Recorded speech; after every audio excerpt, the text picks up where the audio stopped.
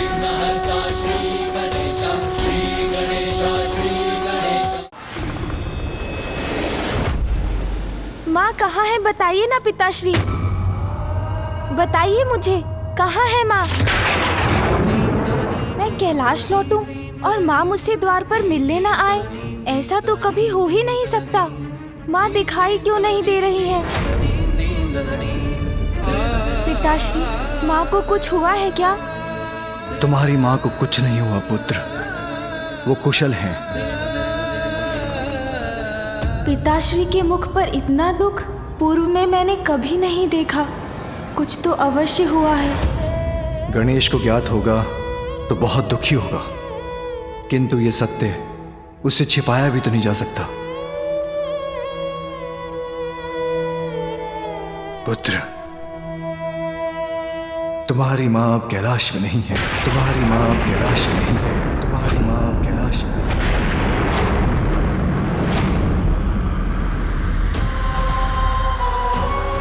मैं समझा नहीं पिताश्री, माँ कैलाश में नहीं है तो कहाँ है? तुमसे बहुत बड़ी भूल हुई है, तुम्हें कैलाश छोड़कर जाना होगा। वो वहां है जहां वो अपनी भूल का प्रायश्चित कर रही हैं। भूल? पश्चाताप? पुत्र, तुम्हारी माँ से बहुत बड़ी भूल हुई है, इसलिए मैंने तुम्हारी माँ से पृथ्वी पर जाकर तपस्या कर अपनी भूल का प्रायश्चित करने के लिए कहा। किंतु पिताश्री, क्या माँ की वो भूल वास्तव में इतनी बड़ी थी कि कैलाश से दूर भेजने के सिवाय उसकी सुधार का कोई भी उपाय नहीं था? गणेश, मैं तुम्हारी भावना समझ रहा हूं पुत्र। एक पुत्र की दृष्टि में उसके माता पिता से कोई भूल नहीं हो सकती। भूल तो हुई है आप दोनों से, किंतु माँ को दूर भेजने की भूल तो आपसे हुई है पिताश्री। पुत्र, पुत्र, पुत्र। क्षमा पिताश्री, भूल अवश्य हुई है माँ से, किंतु अनजाने में हुई है। वो तो बस क्रीड़ा कर रही थी, क्या उन्हें इतना भी अधिकार नहीं? जगत पिता और माता हैं तो क्या, हम भी अधिकारों की सीमाओं से बंधे हैं। उनके क्षणिक परिहास का भीषण परिणाम हुआ है अंधक का जन्म। महेश्वरी को जगत जननी होने के अपने दायित्व के प्रति और सजग रहने की आवश्यकता थी। पिताश्री, वो तो मात्र आपको एक उपहार देना चाहती थी। वो किसी दायित्व के विरुद्ध कैसे है? उनका कृत्य एक बहुत बड़ी भूल का कारण है। हमारे लिए जीवन में छोटी सी भूल का भी कोई स्थान नहीं है। ये सत्य है पिताश्री, किंतु क्या ये भी सत्य नहीं कि जब आपसे कोई भूल हुई है तो माँ ने सदैव आपको क्षमा किया है? माँ ने तो कभी आपको प्रायश्चित करने अपने से दूर नहीं भेजा। तो तुम मुझे मेरी भूल का स्मरण कराने वाले हो? नहीं पिताश्री, मैं तो बस उचित अनुचित, सत्य असत्य का भेद जानने का प्रयत्न कर रहा हूँ। क्या ये सत्य नहीं कि त्रिपुरासुर की सहायता कर आपसे एक बहुत बड़ी भूल हुई थी? मैंने उनकी सहायता अवश्य की थी, किंतु उनका वध भी मेरे ही हाथों हुआ था। किंतु एक लंबे समय तक उनकी रक्षा करने के बाद वो भूल नहीं थी क्या? और क्या ये भी सत्य नहीं कि आपको ज्ञात था गजासुर आपके वरदान का दुरुपयोग ही करेगा? तब भी आपने उसे वरदान दिया और उसने आपको ही अपने उदर में रखकर संसार के लिए एक महासंकट उत्पन्न कर दिया। गणेश, गणेश, गणेश, वो मेरा कर्तव्य और मेरा धर्म था। त्रिपुरासुर और गजासुर दोनों ने ही कठोर तप कर मुझे प्रसन्न किया था। अच्छे कर्मों का पुरस्कार और बुरे कर्मों का दंड, यही सृष्टि का नियम है। माँ ने किसी का बुरा कहाँ किया पिताश्री? उनसे जो भी भूल हुई वो तो आपके प्रति उनके स्नेह का परिणाम थी और आपने उन्हें दंडित कर दूर भेज दिया। अपने भक्तों पर सदा कृपा करने वाले भोलेनाथ हैं आप, वक्त अच्छा हो या बुरा, उसे कभी निराश नहीं करते। तो आपने माँ को क्यों निराश किया पिताश्री? सदा कर्तव्य को तुमसे ऊपर रखकर मैंने बार बार तुम्हें निराश किया है उमा।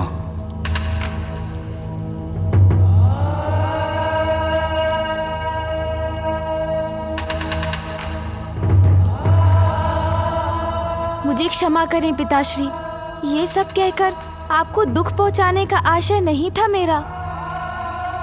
कुछ भी अनुचित करने के बाद क्षमा मांगना बहुत सरल होता है गणेश, किंतु उसे भूल का परिणाम तो दूर नहीं होता। मैं तुम्हें यही समझाने का प्रयास कर रहा हूं। तुम्हारी मां से भूल हुई है तो उन्हें प्रायश्चित तो करना ही होगा। क्या उचित है और क्या अनुचित, ये तो व्यक्ति के दृष्टिकोण पर निर्भर करता है। सूर्य देव के उगने से जहाँ दिवस का प्रारंभ होता है, वहीं उनके तेज से रात्रि में जन्मे अनेकों कीट भी नष्ट होते हैं। इसलिए पिताश्री, यदि सूर्य देव का उगना कुछ जीवों के लिए उचित है, तो कुछ के लिए अनुचित भी है। गणेश, गणेश, गणेश।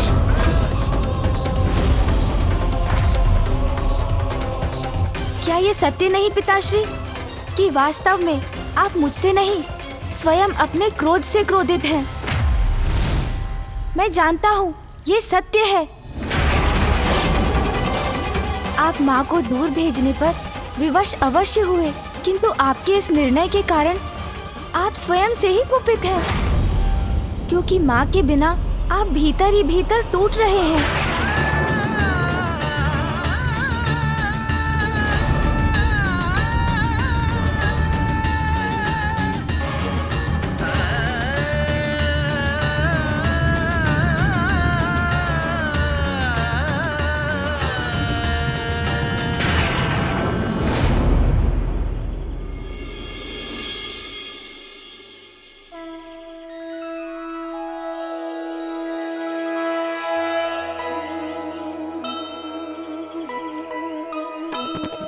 नियति ने कैसा ये खेल है खेला,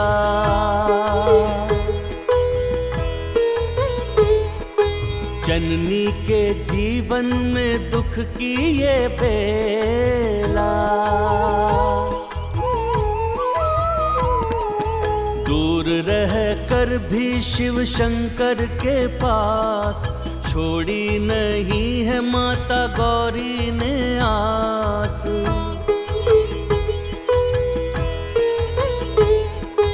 किंतु माता कर रही भोले का ध्यान, शिवलिंग को जल से कराया स्नान। धन्य है माता, धन्य है शंकर भोले, दोनों एक दूजे का प्रेम नहीं भूले।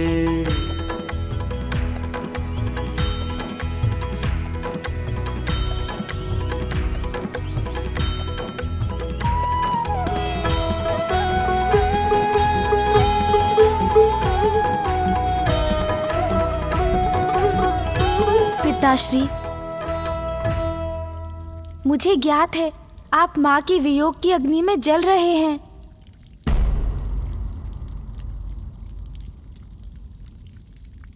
किंतु मैं विवश हूं पुत्र, मैं तुम्हारी मां के बिना नहीं रह सकता। किंतु मैं अपना प्रायश्चित पूर्ण किए बिना यहां वापस नहीं लौट सकती। उचित है, फिर तो कोई उपाय ही शेष नहीं है पिताश्री।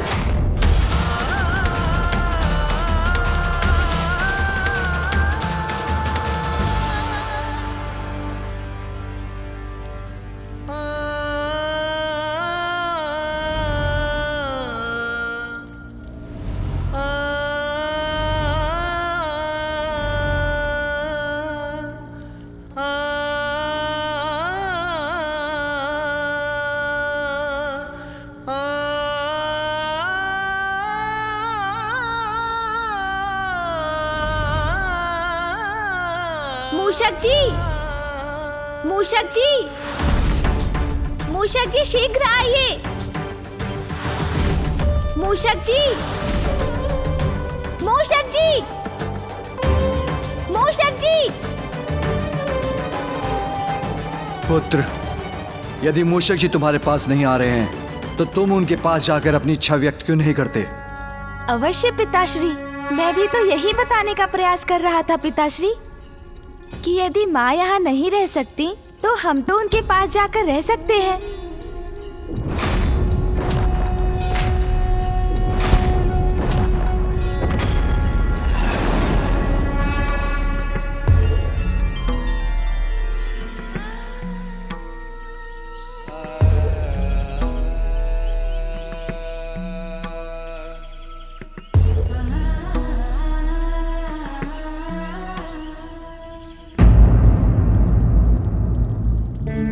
पिताश्री, संतान का संसार तो माता पिता के संयोग से पूर्ण होता है। आप दोनों का वियोग मेरे संसार को अधूरा कर देगा पिताश्री। पुत्र, तुम्हारी माँ के बिना तो मेरा संसार भी शून्य है। मेरा कैलाश तो वही है जहाँ उमा है, किंतु जो हुआ, क्या उसके बाद तुम्हारी माँ मुझे अपने साथ रहने की अनुमति देगी? ये तो उनसे पूछने पर ही ज्ञात होगा।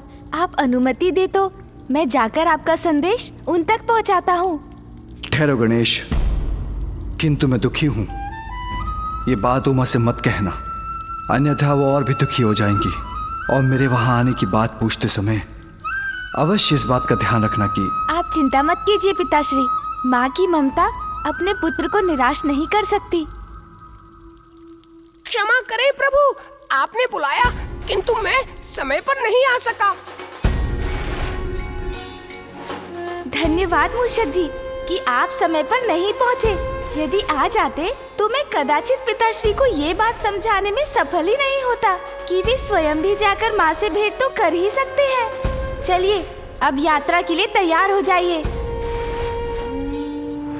न जाने कितना दुखी होगा गणेश जब उसे ज्ञात होगा कि उसकी माँ कैलाश से दूर जा चुकी है। प्रस्थान करते समय मैं अपने पुत्र से भी नहीं मिल सकी।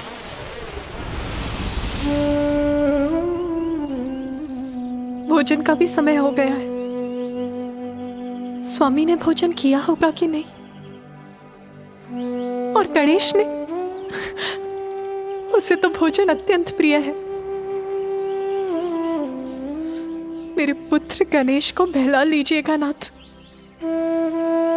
यदि वो मेरे बिना भोजन अस्वीकार करे तो उस पर क्रोध मत कीजिएगा।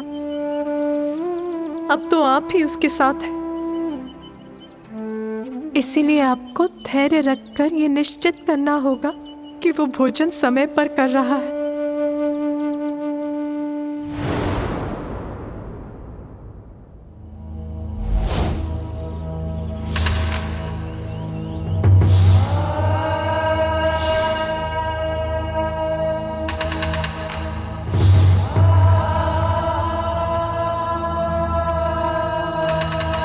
मुझसे इतनी बड़ी भूल कैसे हो गई स्वामी?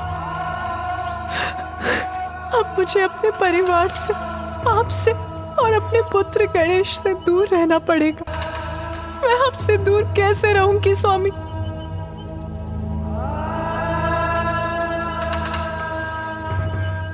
माँ, माँ, पुत्र, माँ, पुत्र, नहीं नहीं, ये मेरा भ्रम है। गणेश यहाँ कैसे आ सकता है? माँ,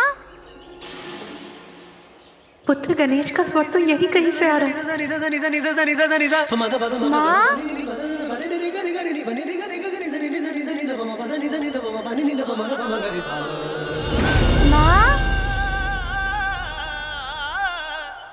नहीं नहीं, गणेश यहाँ कैसे हो सकता है? अवश्य ये मेरे मन का भ्रम ही है। विनायक पुत्र का अर्थ बताने आया। माँ, विघ्न के बादल माँ के मन से मिटाने आया। आज्ञाकारी माता का बस माँ को जाने। माता की आज्ञा को माँ, मैं सर्वोपरि माने। पुत्र, जीवन गणेश। समर्पित है तुझको माता, सांस सांस अर्पित है तुझको माँ, मैं आ गया माँ।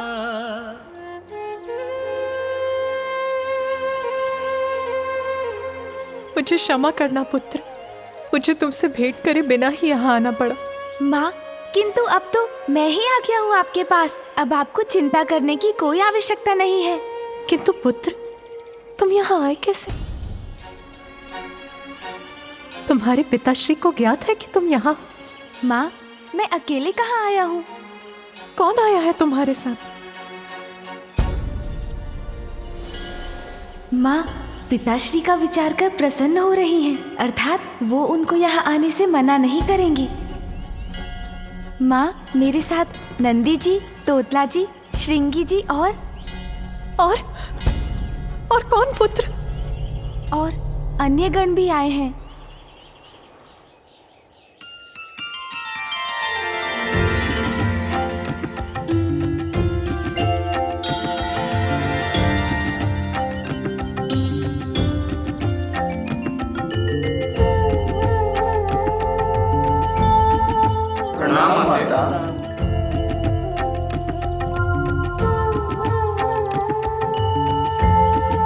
किंतु पुत्र, स्वामी को अकेला छोड़कर तुम यहाँ क्यों चले आए? नंदी जी, माँ, आप यहाँ तब के लिए आई हैं, अकेले कैसे संभाल लेंगी सब कुछ? नंदी जी और अन्य गण आपकी कुटिया का निर्माण कर आपके निवास का प्रबंध कर देंगे। उचित है। आपको यहाँ के अपने प्रवास में कोई कष्ट ना हो, हम उसकी व्यवस्था करना चाहते हैं माँ। और इसीलिए आप यहाँ बैठ जाइए और हमें करने दीजिए हमारा कार्य। उचित है। चलिए नंदी जी, हम अपना कार्य शुरू करें।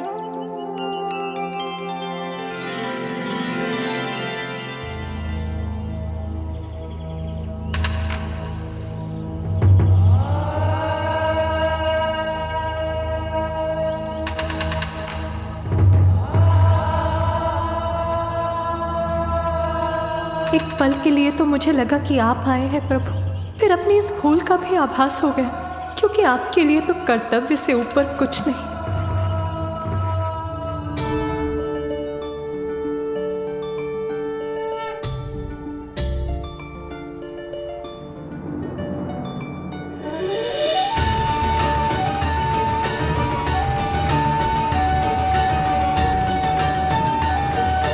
गणेश के वहां पहुंचते ही पार्वती को अब तक मेरा संदेशा मिल गया। पुत्र, अपनी माँ का संदेशा लेकर शीघ्र कैलाश लौटना, क्योंकि अब मैं तुम्हारी माँ के बिना एकाकी नहीं रह सकता। पुत्र,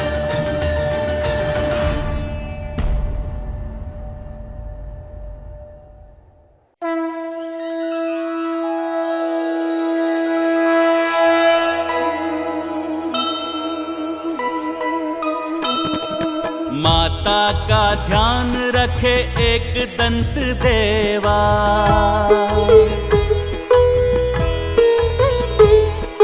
निकट चले आए देखो करने को सेवा।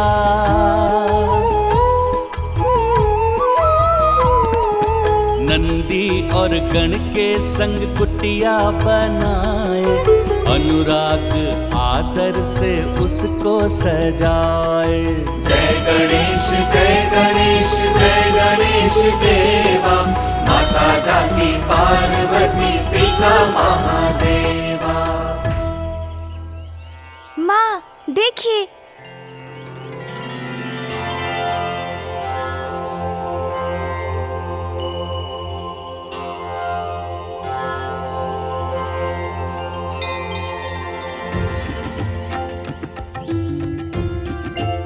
आइए माँ। माँ, आगे चलिए ना।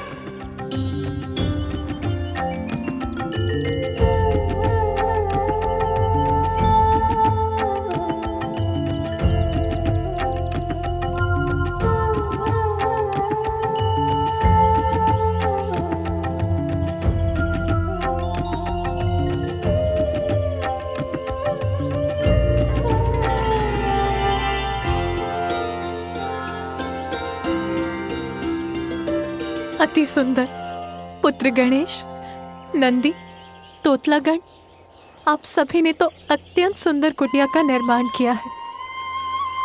आइए माँ।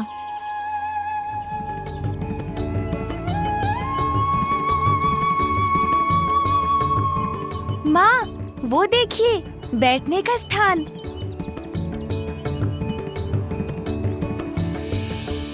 कैलाश में स्वामी के ध्यान स्थल के समान है ये।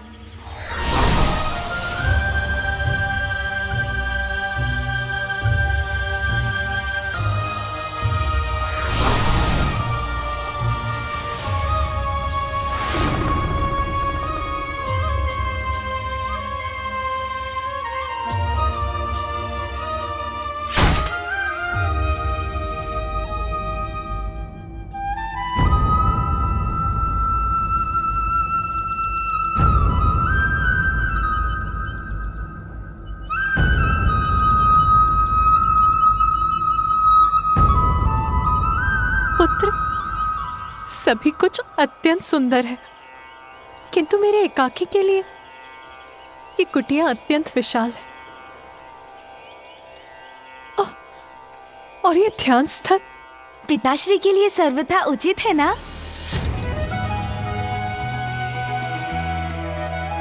पिताश्री के लिए? हाँ माँ, मैं आपके लिए पिताश्री का संदेश लेकर आया हूँ।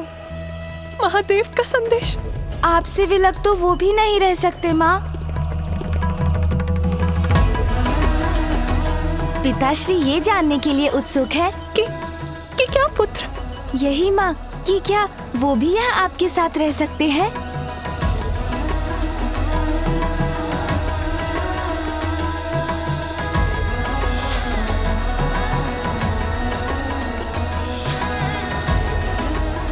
माँ बताइए ना, पिताश्री आ सकते हैं यहाँ?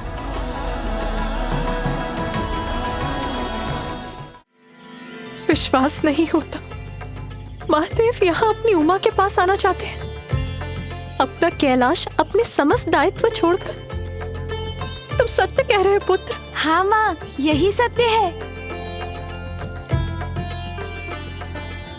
आज प्रथम बार मुझे एक दायित्व में बंधे भगवान का नहीं, मेरे स्वामी का संदेश प्राप्त हुआ है। उनके यहाँ आने पर तो मैं धन्य हो जाऊंगी। मेरे भीतर प्रसन्नता उमड़ रही है। मुझे लगा था कि मुझे वर्षों तक उनसे बिछड़ कर रहना होगा।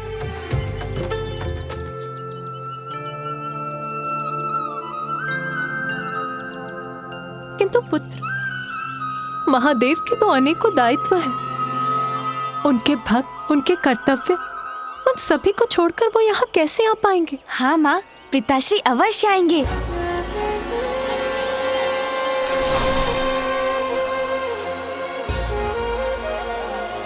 माँ, मैं वचन देता हूँ, इस कमल पुष्प के मुरझाने के पूर्व ही मैं पिताश्री को लेकर यहाँ आपके पास लौट आऊंगा।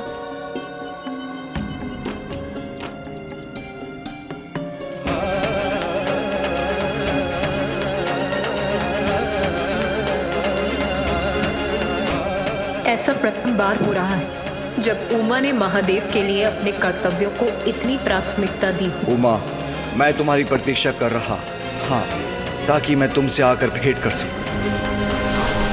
भूल छोटी हो या बड़ी, परिणाम तो नकारात्मक ही होता है, इसलिए हमें सोच विचार कर ही कार्य करना चाहिए।